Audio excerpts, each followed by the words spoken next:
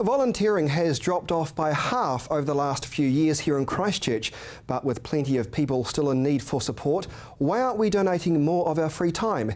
Chelsea Daniels explains. It's National Volunteer Week and Volunteering Canterbury is on the lookout for those who want to make a difference. There are dozens of organisations who really need volunteers because we all rely on volunteers. Ruth has been involved in Volunteering Canterbury for over 20 years and understands people's hesitation over volunteering. Some of the barriers at the moment are uncertainty of life in Christchurch. Some people find it hard just to commit themselves at the moment. The barriers can be around transport. If organisations can afford to pay travel for their volunteers, and we certainly encourage them to, that helps tremendously. But yeah, I think a lot of people are still wanting to volunteer and they manage to get round those barriers. Research released today by Seek Volunteer reveals that overall 19% of Cantabrians currently volunteer, dropping from 40% in previous years. We looked at people that were currently in the workforce or actively seeking work.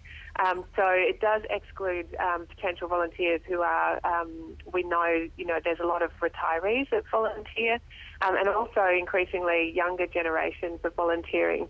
So this piece of research just focused on people in the workforce, and what we found was that there had been a decline in the amount of people who were volunteering for various reasons. However, Ruth isn't fazed by these results. I don't know where those figures have come from, but certainly we're not seeing any drop in the numbers of people who are wanting to volunteer, and a lot of them are already in paid work. So, why should we volunteer? Because they get so much from it. They know they're making a difference in the community, but they also make new friends, and if they're dealing with vulnerable clients, the people are so pleased.